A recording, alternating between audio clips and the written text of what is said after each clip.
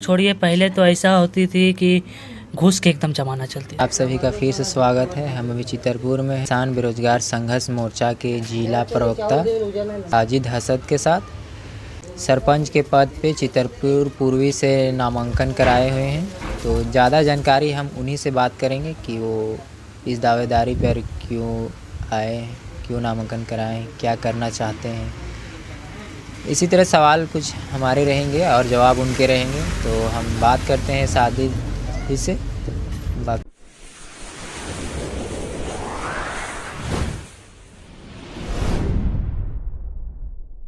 जी, आपको the India 2.0 channel में स्वागत है।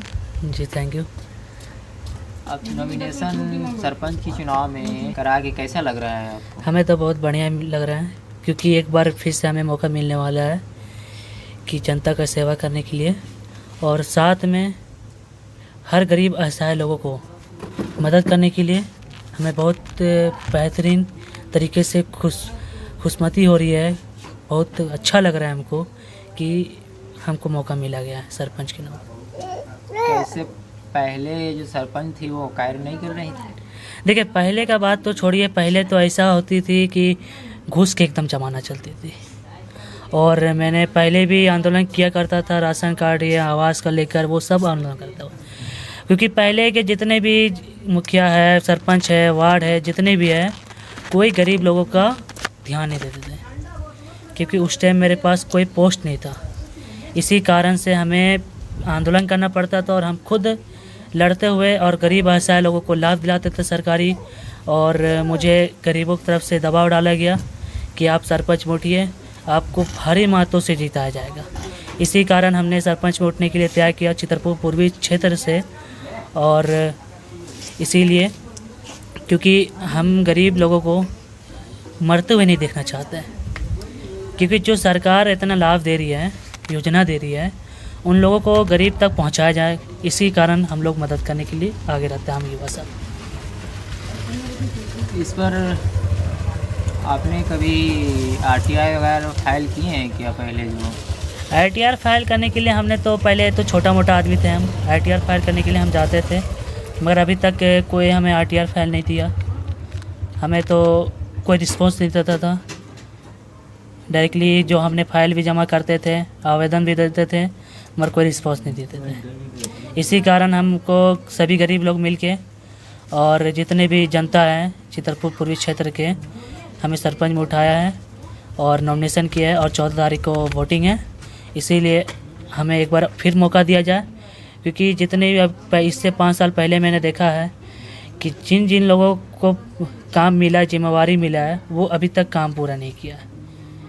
क्योंकि मैंने पिछले भी बार हमने आंदोलन करते आ रहा हूँ, और फिर एक बार आंदोलन, भले हार या जीत कुछ भी हो, पर फिर से मैं आंदोलन करूँगा।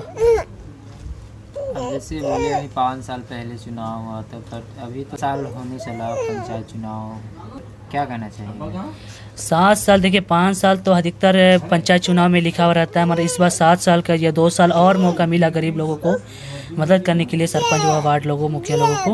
मगर अभी तक गरीब लोगों को अभी तक काम नहीं हुआ है, अभी तक सरकारी लाभ नहीं मिल पाया। ठीक है, सरपंच या मुखिया है, उनको 5 साल के बजाय 2 साल एक्स्ट्रा मिला, उनको 7 साल का हमें विकास करने का मौका मिला, बट वो नहीं कर पाए। तो इस पर आप क्या कहना चाहिए? देखिए, वो जो किए हैं, जनता से भी भूल हुई थी जो उनको भारी मतों से जिताएं। अब तो हमको इतना है पोजीशन कि जनता अब बुड़बक नहीं रह गई। जो काम करेगा, जो विकास करेगा, जनता को लाभ दिलाएगा, उसी को वोट देंगे। इतना है हमें भरोसा जनता के ऊपर में। इसीलिए और जो पहले हुआ, जैसे पानी का भी, जो गर्मी का हालात चल रही है, पानी का संकट भी हो रही है, मगर अभी तक पानी का संकट सुधरा भी नहीं है। बहुत से ऐसे सोलर है जो 1.5-2 साल से ख़राब है। एक बार आते हैं, नया में लगा देते हैं और चल जाते हैं। अब पता नहीं कहाँ मशीन चल गया, कहाँ चल गया, अब पता ही नहीं है सरकारी लोगों को। और जब हम ऑब्जेक्शन डालते हैं तो अभी तक कोई कार्रवाई नहीं होती है। तो जल मीनार सब अभी लगभग कितनी खराब होगी चितरपुर प्रखंड में? चितरपुर प्रखंड में वही कम से कम 100% बना होगा, तो कम से कम 80% खराब, 20% शायद बना होगा। तो हर जल मीनार के लिए तो रिपेयरिंग के लिए आता है फंड हर साल, तो वो फंड को कहाँ लगाया गया है? देखिए, अब वो फंड तो मुखिया जो जल मीनार का जो मेन पदाधिकारी है वही लोग जान सकते हैं और वही लोग बता सकते हैं, क्योंकि अभी तक जिनको जो जिम्मेवारी सौंपा गया है वो अभी तक पूरे चितरपुर पूर्वी क्षेत्र में पंचायत में भी ध्यान नहीं देते हैं। जो ये जल की संकट थी जब इतना, तो इस पर कभी कंप्लेन वगैरह किए थे कि? जी, मैंने कंप्लेन किया था। कोई रिस्पॉन्स अभी तक कोई आया नहीं है। रहमत नगर में मैंने एक कंप्लेन किया था, उसका भी कोई रिस्पॉन्स नहीं आया हुआ है। तो इस पर अभी आप क्या कहना चाहिएगा? इस पे यही कहना चाहते हैं कि इलेक्शन के बाद जो मुखिया, जो वार्ड, जो सरपंच उठेंगे, जो जीतेंगे भारी मतों से, उन्हें को मैं बस यही कहना चाहता हूँ कि जल्द से जल्द जितने भी गरीब असहाय लोगों का काम नहीं मिला है, लाभ नहीं हुआ है, वो सबको ज़रूर मिलना चाहिए। आपको क्या लगता है, जनता आपको पंचायत चुनाव में सरपंच के जो नॉमिनेशन आप कराए हैं उस पर जनता आपको वोट देंगे? जी बिल्कुल देंगे। ये आपने इतने दाव के साथ कैसे कर सकते हैं? जी, मुझे जनता के ऊपर बहुत विश्वास है, क्योंकि जनता को हम मानते हैं और जो एक बार हम वादा कर देते हैं वो निभा के रहते हैं। और हम इतना दाव से कहना चाहते हैं कि जनता कहीं कभी बुड़बक नहीं बन सकते हैं। जो पहले बुड़बक बन गए सो बन गए, पर अब बुड़बक नहीं बन सकते, क्योंकि अब टेक्निकल सोशल मीडिया का ज़माना है, न्यूज़ का ज़माना है। वो जनता हर जानते हैं कौन मुखिया काम करता है, कौन वार्ड काम करता है, कौन सरपंच काम करता है, सबको मालूम है। इसे लेके हम तो भैया जो हम वादा करते हैं वो पूरा करके रहते हैं, और इस बार हमें जिताएं। जो आपको हम वादा करेंगे, जो आपका काम रहेगा, आपका घर तक पहुंच के काम होगा। और जैसे अक्सर हम सुनने में आता है, गांव वगैरह में जाते हैं तो बोला जाता है, सब बोलते हैं कि पीएम आवास में पैसा मांगा जाता है, उसके बाद में दिया जाता है। जी जी, वो बात भी तो यही है, जो गरीब लोगों का पास रहता है पैसा वो देख पाता है, वो करवा पाता है पीएम आवास। जो लोगों के पास गरीब ऐसा लोगों के पास पैसा नहीं रहता वो नहीं कर पाता है। वही हालात चल रही है अभी। आपको हमने क्या बोला एक लाइन में, क्योंकि यहाँ घूस की सिस्टम हो गई है। पैसा दोगे तो काम होगा। तो हम युवा सब लोग निकले हुए सरपंच में पद में उठे हुए हैं, और इलेक्शन पंचायत चुनाव में हर युवा उठे हुए हैं, क्योंकि ये घूस को जड़ को हटाना है। ये जितना भी पैसा का सिस्टम है सरकारी चीज़ में, वो सबको हटाना है। ज़्यादातर योजनाएं मुखिया के पास से आती है, तो आप सरपंच से दावेदारी कर रहे हैं, तो अगर आप जीत भी जाएंगे सरपंच के चुनाव में, तो क्या वो जो भ्रष्टाचार है इसे दूर कर पाएंगे? जी बिल्कुल, जनता का सपोर्ट रहेगा तो पूरा भ्रष्टाचार हम हटा पाएंगे। मुखिया पद के लिए कौन दावेदारी कर रहा है यहाँ से? मुखिया पद के लिए बहुत ऐसे लोग हैं, 10-13 भी कैंडिडेट हो चुके हैं चितरपुर पूर्वी में।